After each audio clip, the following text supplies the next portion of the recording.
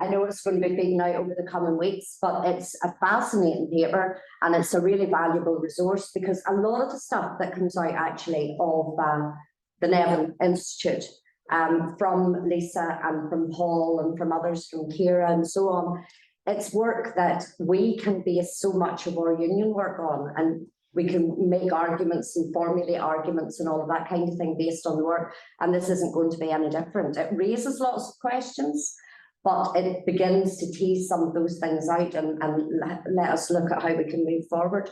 So anyway, with that, I'll not say any more. Lisa, I will hand over to you, and thank you very much. Thank you.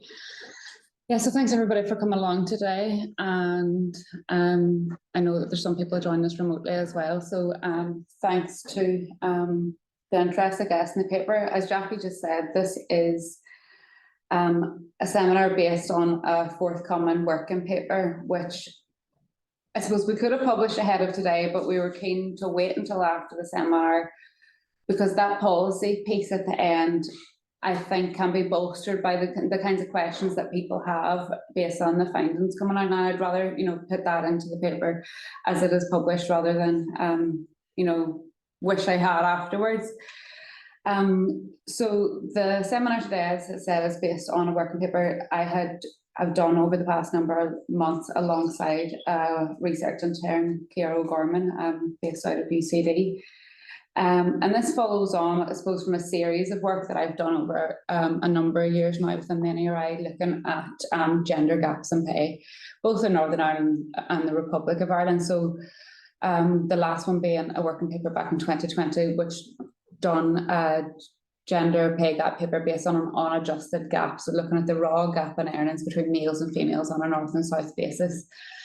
And I'd just like to extend thanks, I suppose, at this stage to the various different people who have reviewed the forthcoming paper to date, including Seamus McGuinness and Helen Russell from the ESRI, and then an internal NERI review as well. Thinking to the context in which this paper is situated, so the issue of the gender pay gap is an issue of continuing concern within policy and academic circles.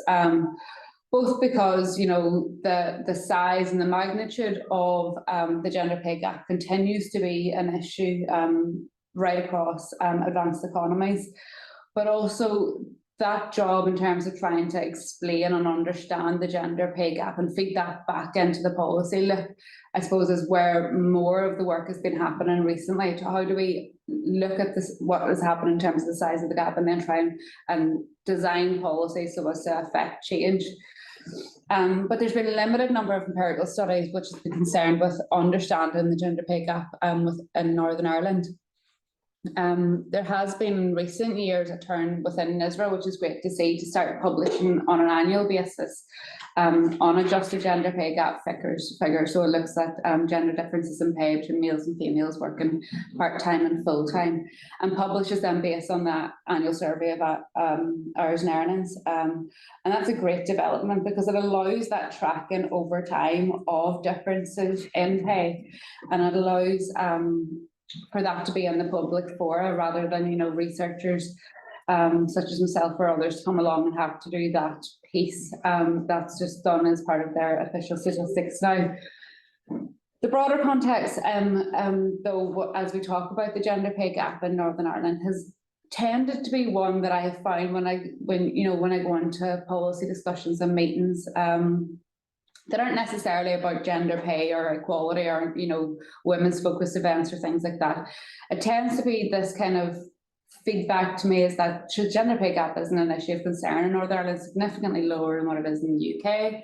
And in any case, when you look at full-time median earnings, females are actually earning more, as though, so long as females are earning, as if the fact that males actually earn less isn't also an issue of concern as well, and to understand that bit. So there tends to be this kind of frustration I find from entering that, just from watching that discussion, is that much of that kind of we don't have a gender pay gap issue tends to be based on a single indicator, tends to be based on using the median as your measure of central tendency, and it tends to be focused on full-time workers only, so it leaves apart those part-time workers and a focus on a particular indicator and a particular pay period. And it misses all of that piece from, you know, hourly earnings differences to weekly earnings difference to annual pay differences. And I suppose the broader story is that, so yes, whilst on one indicator, the median full-time earnings, females do earn more than males, across every other indicator, females earn less. So it's this kind of story that's been based on a particular statistic. And rather than me suggesting that, you know, that you know, we should use a different particular statistic, I think the best thing to do when we're trying to get at issues which are complex, such as the gender pay gap, which is caused and formatted by a load of different things, is to present a series of different indicators so as that we can understand the points of the distribution, or the points of where earnings, where the gap may be coming from. In terms of the policy context, I suppose the biggest thing to say is that is one of stagnation, again, because of the situation in the executive. There seems to be nothing happening in terms of the policy change or policy developments when it comes to gender equality issues, broadly speaking, and in particular then related to the gender pay issue, or within it, you know, reasons for gender pay differences. But there's three key areas. The first being the gender pay transparency legislation. So this was enacted in the United Kingdom in 2017. So it is a bill which requires UK employers with more than 250 employees in the first instance to pick a snapshot date of the year and record their gender gap in pay across a series of different indicators. It was supposed to be enacted in Northern Ireland, and it has got to a certain stage, but because the executive hasn't been in place, we haven't got to that place where the legislation has been enacted. So we don't have the same transparency legislation which we have in the rest of the United Kingdom, and which began its initial year in the Republic actually just in December there. So the similar legislation has been enacted there from December 22.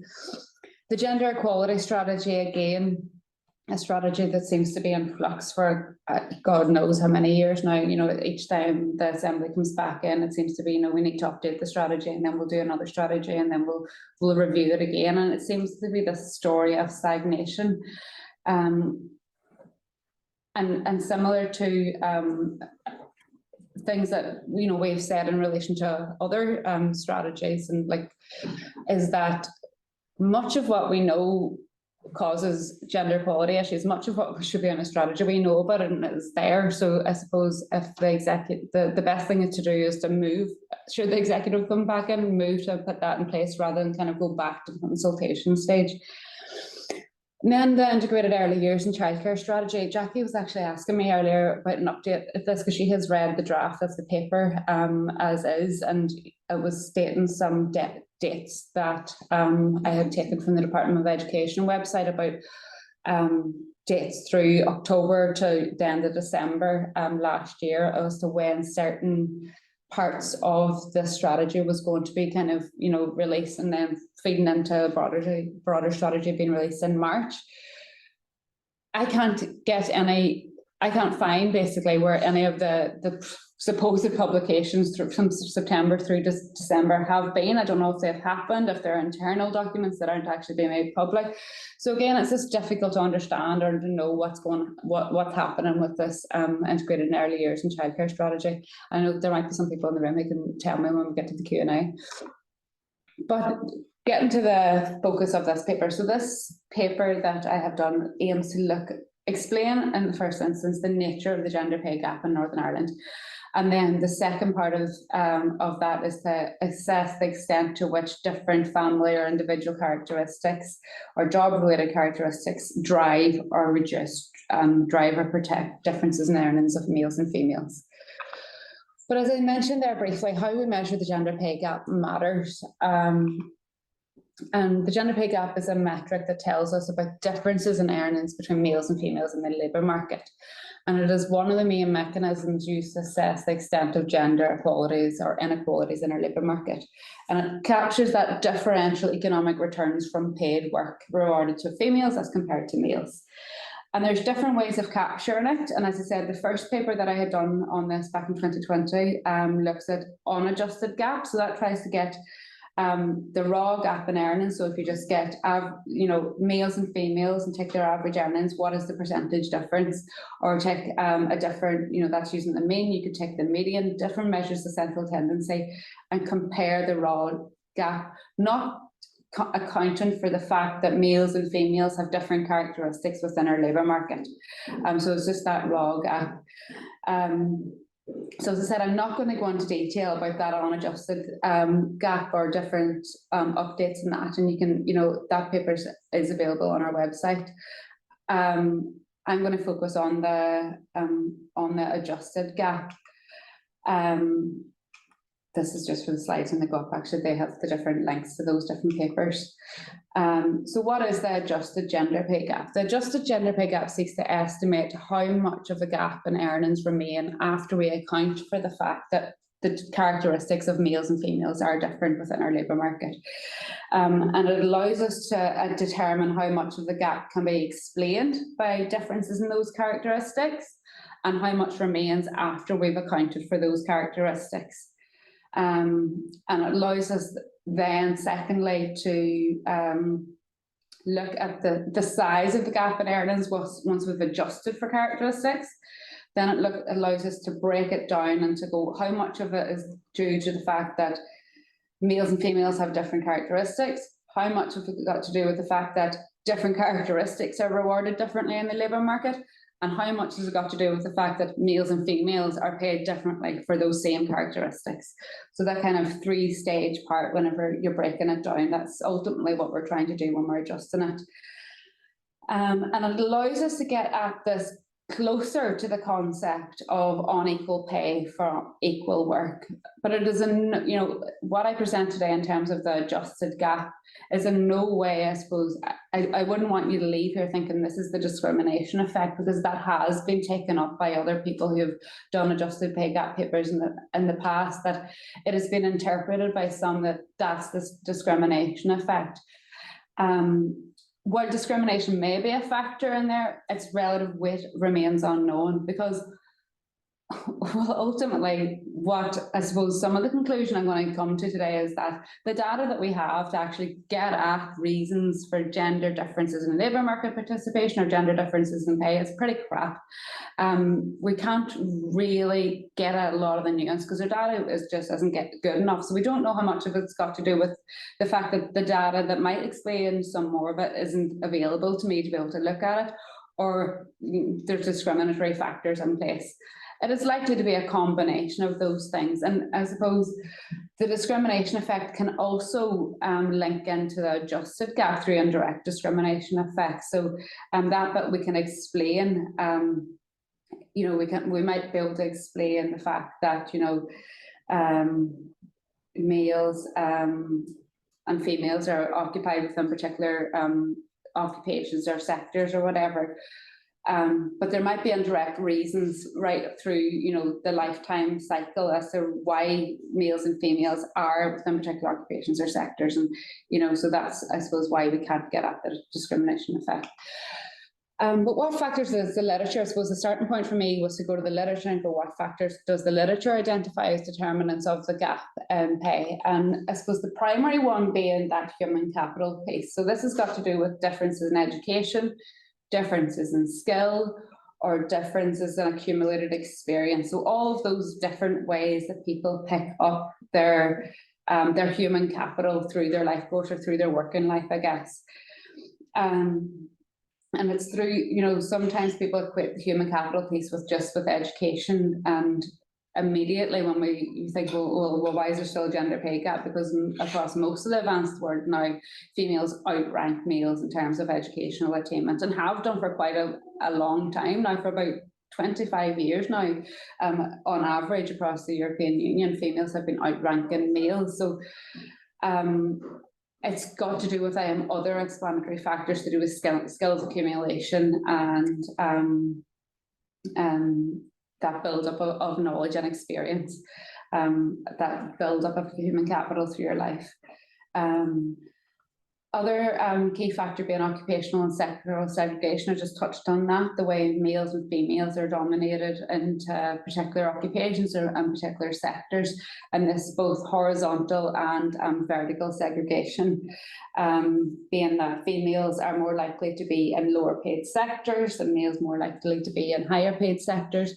And then when we look across within sectors and within the labour market, females likely to dominate in lower paid occupations, and now those, I suppose, those other factors which you hear talked about as the glass ceiling being important there.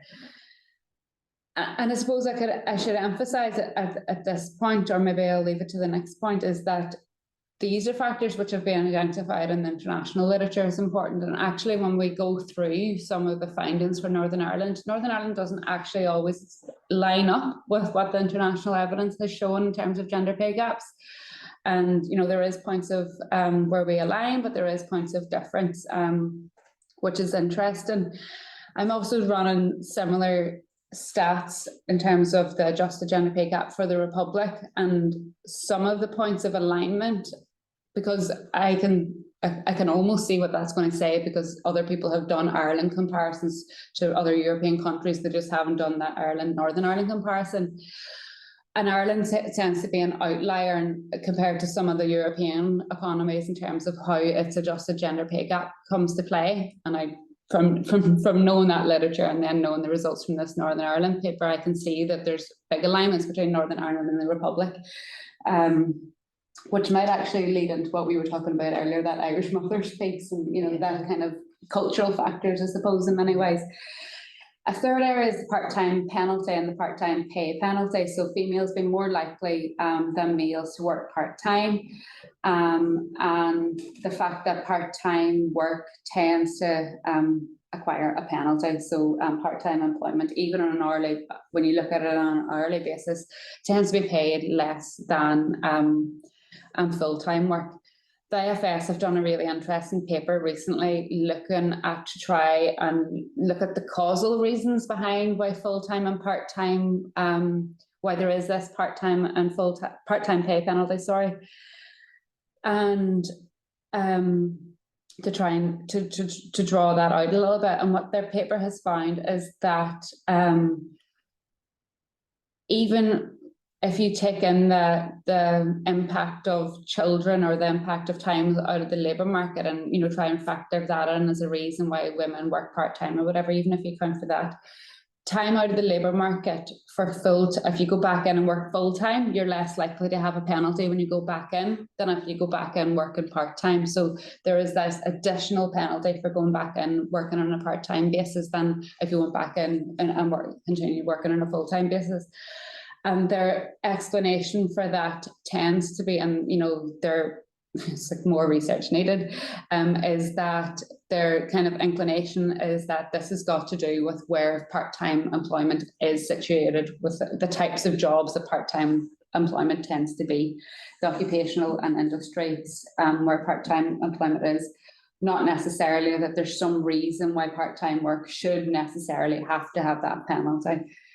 There's the motherhood penalty, and again, this goes back up, I suppose. I mean, I've separated it out here just in many ways to remind myself to talk about it, but it goes back up into that human capital bit where that motherhood penalty being about, not because, you know, you're a mother now you get paid less, not because of that, you know, there's laws to make that illegal, but the fact that human capital accumulation tends to be lower for mothers because of time out of the labour market, or having to reduce working hours after having children because of childcare responsibility. So that over time, that build up of or that less a human capital accumulation built up over time when compared to the comparative male, who doesn't tend to be taking up those same time out of the labour market, or can't, because our legislation doesn't allow the same rights for fathers to have paternity leave and parental leave and things like that. The other one, discrimination, I've touched on that, so I'm not drawing that anymore. And the final one being labour market participation and employment rates.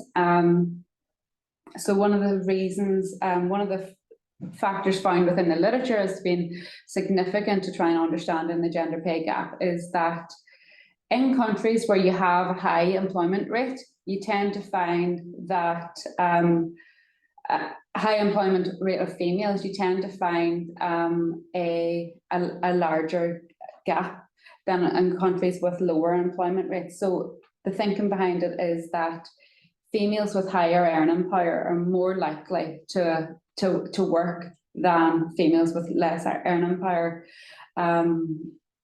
And so we have this kind of positive selection into employment. So this kind of thing that we can't see. So females who've got higher earning power continue to work after they have children. And so the gap is smaller than of all of those females who stop working after they have children because they have lower earning potential. Were also employed, where the gap would likely be larger. So this kind of participation and employment rate effect. So within this study, I used data from the Understanding Society, and I used a range of bivariate regression and decomposition methods to explore the determinants of the gender pay gap. It began by running a standard OLS regression to estimate the size of the adjusted gap in earnings between males and females once we control for a range of characteristics. And then I applied a decomposition, which sets out to do, as I said, two things: pull out the role of differences in male and female characteristics and difference in returns to those characteristics, and then the extent to which we can't explain the differences because of those two things, that bit that remains unexplained. So because males and females, even though we've accounted for all of these things, they still nonetheless still have differences in pay. So that unexplainable bit, how, and so I'm estimating, I suppose, the size and the proportions of that. So within the study, the characteristics which I take account for is obviously gender, then age, educational level. I use children as a proxy for labour market history or time out of the labour market, but it's, as we'll see as we go through and as I talk through the results, I really don't think it's a good enough proxy. And I think having what, some other studies have in terms of, specific data on career time interruptions or time out of the labour market interruptions, this just doesn't have it. Because I think children is it's not sensitive enough as a proxy variable to pick out time out of the labour market, not least because if you can think about the fact that you've got everybody from like working age, like 18 to 65 within there, the variations, even maternity leave policy over that, over that period is likely to have variations in terms of that time out of the labour market. So I just don't think it is a sensitive enough proxy. It still tells us something, but I would prefer, and studies which have had a stronger indicator for time out of the labour market, or that human capital, that have found stronger impacts. I look at the impact of industry, occupation, sector of employment, employment type, whether or not you work permanent or temporary, full-time or part-time, and number of employees at your workplace. So the first thing that I'm going to do is just look at the breakdown of the labour market by gender. And the reason I'm taking you through these bivariate results, and I'll not spend too much time doing it, but the reason I am is because in many ways, presenting a regression table at a seminar and you don't have it in front of you is, it's almost a waste of time, because it's, you're kind of going, what does that say? What does that say? You need to be able to read it and, be able to have time to digest it. But this, I think, assists me being able to talk through the results without having to, go, do you see that coefficient? And that means that. I think this will assist just me being able to communicate the findings. So within the labour market, when we look at the breakdown of the characteristics of males and females, what we see, and I'm just going to pick out some of the key things as it relates then to what we're finding significant as we go through. Females are significantly more likely to be educated to degree level or above than males. So you've got 42% almost of females with a degree or above compared to just over 25% of males with a degree or above. Females are more likely. Sorry, let me just see if I can get this clicker to it. Or pointer. No.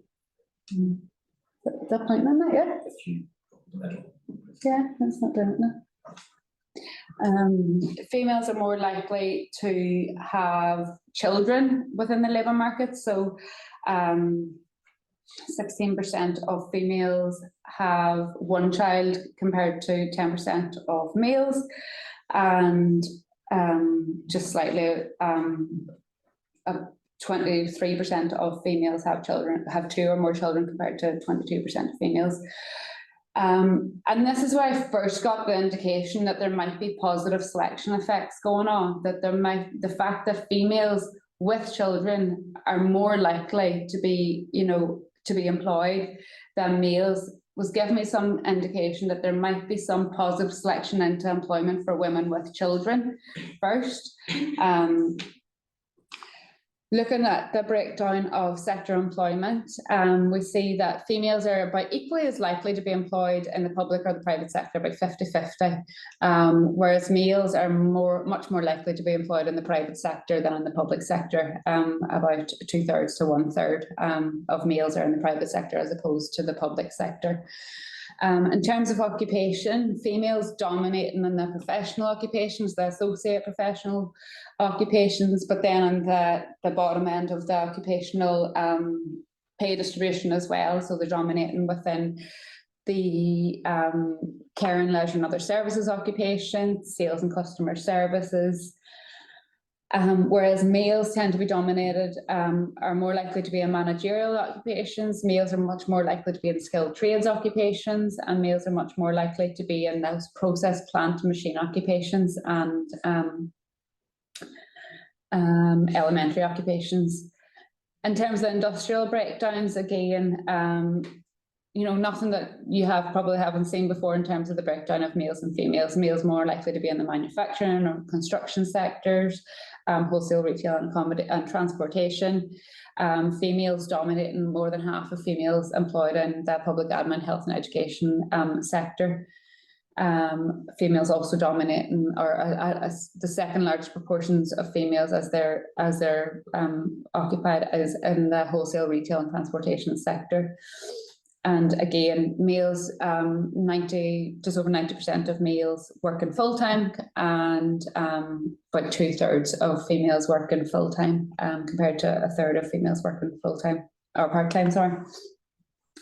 The second part then, so that's looking at the structure of males and females, where are they occupied within the labour market? And then this is like what is the average earnings within for all for males and females, and this is just mean as well. In the paper I've put in median as well, and median pay gaps, but I've just pulled up the mean earnings here, and then the mean hourly pay gap. So this, as it's broken down, represents what you'd call a partial adjustment. So it's adjusting for one characteristic only. It's not, what we'll see next is, when we control for everything at once, what's happening. So this is, when you look at the results here for education, for example, and that we see that the mean earnings of those with a degree overall is £16.07. The mean earnings for those with below degree, £10.30, and the mean earnings for those with no qualifications, just under £12. Then you can break it down by male, female, and then the final column represents the gap in mean earnings between males and females. So it's adjusting, for example, for education there, but not controlling for the other factors. I hope that makes sense. But what we can see is that because actually Jackie mentioned this to me earlier, and it is whenever I was driving at the time, so I didn't have the numbers right in front of me, but then whenever I came back to, and I was like, looked at the numbers actually in relation to age are quite interesting. And what they show is that the gap amongst those like 16 to 29 is 7%, and it's like 1% when you're using median pay, so it's almost non-existent using median pay whenever you're looking at the younger age cohorts. Then once you get to kind of 30 right through to about 50, those childbearing ages, those years whenever children are taking their biggest time toll, I guess, is the gap between males and females tend to widen. Then it tends to narrow again as you get into that 50 plus age cohort, and past 60 it tends to widen. Because I remember when I was doing this, I was afraid that my numbers were actually, I was getting small sample sizes at that upper age cohorts, and that was explaining the large gap there. And I was like, is it, do I have enough strength in the numbers there to be able to stand that? And I remember looking at it, and it is. And within the literature, I suppose the explanation that's given to this is that this is the time when females have to start working part-time because they have to care for their elderly parents. So this caring impact again coming back in almost 2 stages of a woman's career. Looking at the impact of having a degree, again, you have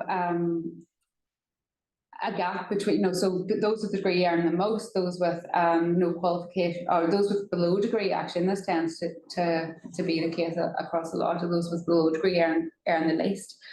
But irrespective of having a degree, there's still that gap of just 14% between males and females. A gap there.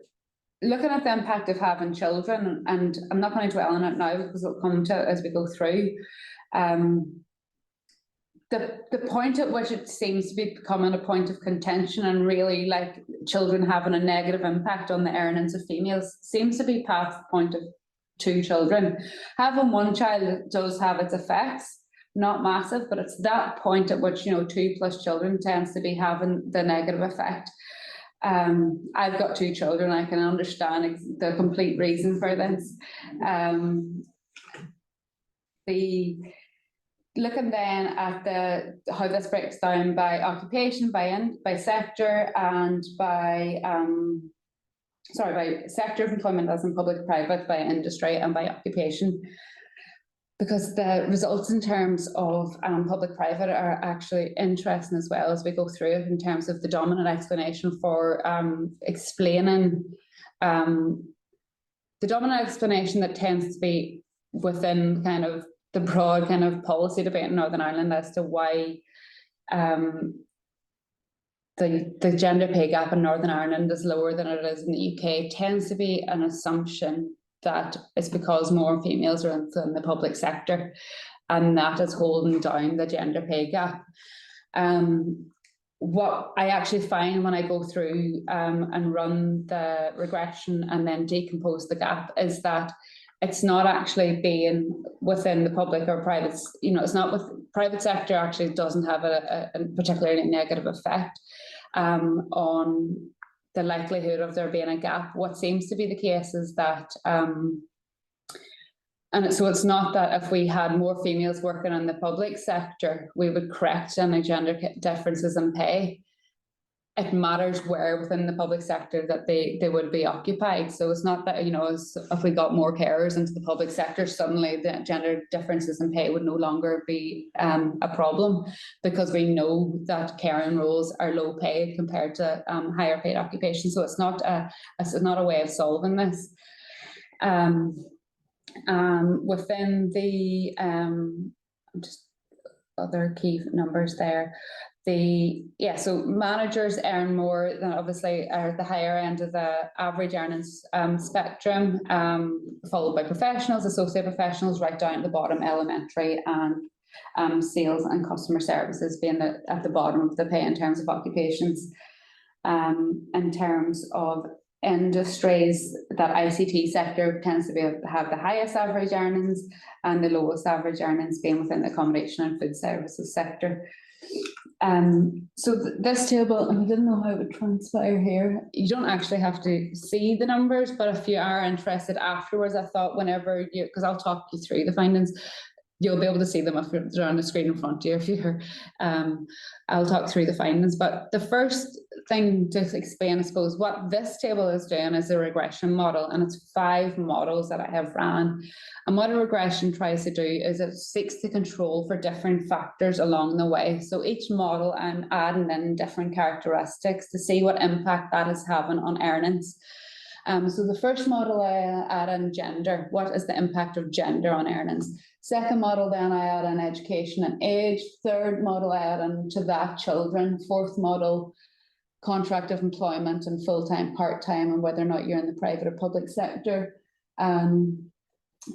Fourth model, and fifth model, I add in occupation and industry.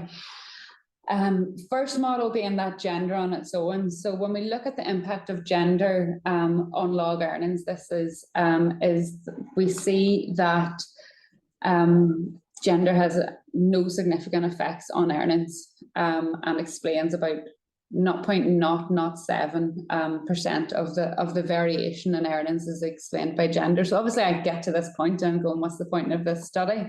I'm explaining nothing, gender's not significant. What is going on? And haven't I spent too much time getting to this point, and what am I going to do now? And then you start to add in, and then you read the literature, and I'm not the only person that has arrived at this point. And this has been found actually in other UK studies, not as much actually in other in European studies. It's where I've seen it actually tends to be within UK studies, and a few in the Republic of Ireland. But anyways, the first model being that no significant effects of gender. So it's explaining about the impact of females of gender on earnings, is explaining almost none of the variation in earnings. Then I add in education and age, and the effect of the model. So I increase here to what's 0.29, so that's about 30%. So I'm suddenly, once I add in education and age, I'm explaining about 30% of the variation in earnings now. So I'm going, okay, education and age, clearly important. And then you go up and you look at the coefficients, is what these numbers are called, and you start to interpret what's going on there. I'm going to focus just on the gender piece. I'll touch on the impact of the other bits, but because the interesting bit, then you look at the coefficient for gender now. The coefficient for gender has doubled. So the impact of gender, it's not that the impact of gender isn't important. The impact of gender seems to be running through these other characteristics. So there seems to be within educational differences, within educational qualification differences in earnings. So that's indicating to me, okay, so having a degree, there's this variation in earnings for females compared to males. So it's not that gender isn't significant, because then the impact also changes to significant. So it's not that gender isn't significant, but the impact is running through other factors. Education, though, is clearly very important for earnings. And the last seminar that we had here was about a month ago. It was Seamus McGuinness and Anne Devlin presenting a paper on educational attainment and impacts on wages and stuff, and comparing North and South. And the importance that they found for everything right through to productivity in our economy, and of the impact of education, that is, you don't need me to tell you that. Then I added in the impact of having children, and it's not significant. And again, I'm at that point going, I'm doing a paper on the gender pay gap, and the one factor which, you read through most papers on the gender pay gap, and it says that children should have a significant impact, or children do have a significant impact, and past a certain age, children's have, having a significant impact. And you're saying, well, what's going on here? Why is children not having a significant impact on earnings? Well, I think the best explanation is that because there's no reason why having children should have an impact on your earnings. It's not, doesn't mark you. And this is as an impact on earning. So this is a model which doesn't differentiate the impact of gender here. So the next stage I'll break it down and go, okay, is there gender differences in the impact of children on earnings? So this is just telling me, is there an impact of children? But the next stage of the analysis then, well, is there gender differences in how the impact of children play out and how that's impacting onto earnings? The next stage of the model then adds in, as I said, sector or whether or not you're in temporary or full-time employment. And again, it's not significant. And then I add in education or industry and occupation, and my R-square increases from 28% to almost 40%. And again, when I look at then which factors or which characteristics are significant, you're having the significance seems to be coming from occupation. So when you look across the whole model, it seems to be what job you're in and what your educational qualification is key here to determining the impact of on what you earn overall. But focusing on the gender piece, you know, how's this playing out? Going from a model where we didn't, when we just looked at the impact of gender on earnings, which is 4.4%, the impact of being female on earnings, on log earnings is about 4.4%, doubles once we account for all these characteristics.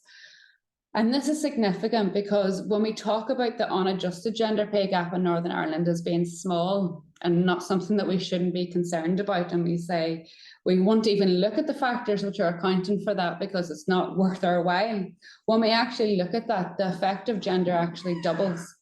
So the impact of gender on earnings is running through all of these characteristics, and it's an important point. I suppose it's one of the key findings of this paper is that not that we shouldn't look at the impact of gender on earnings because the raw difference is big. When we actually do, we see that the impact of gender on earnings is actually twice what it is in raw terms once we adjust for the fact that males and females are accounted for in different places within the labour market.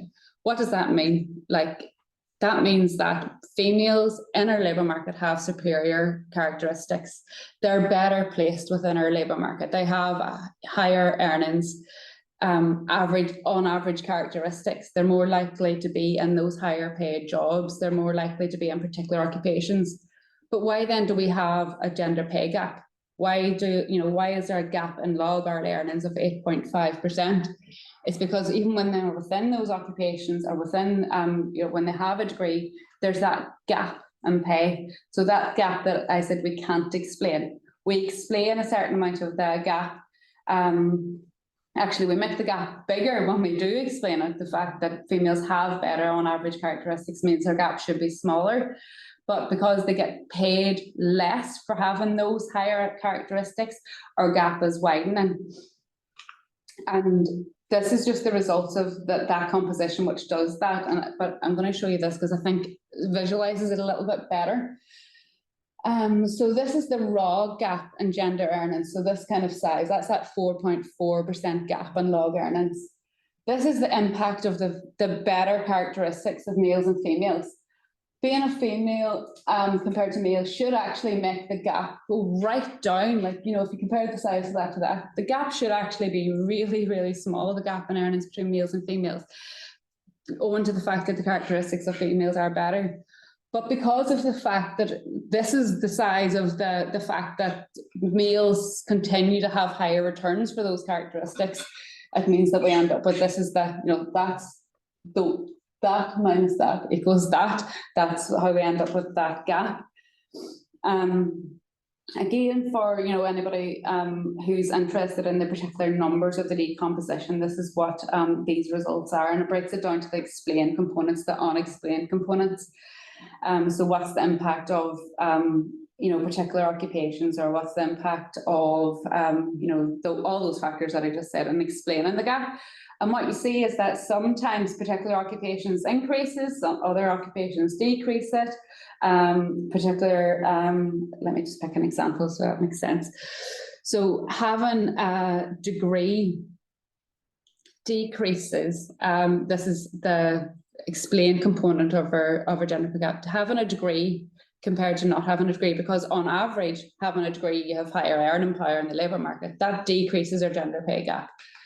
That unexplained, but also because having a degree, males with a degree earn more than females with a degree, that increases the gender pay gap. So you can see how two things are having different impacts, different impacts on the same characteristic.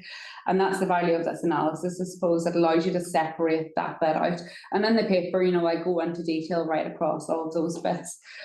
And the I suppose the final point that I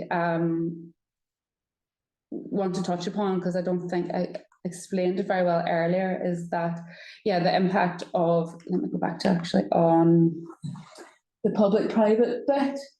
So the impact of being in the private sector on earnings as compared to being in the public sector is not significant.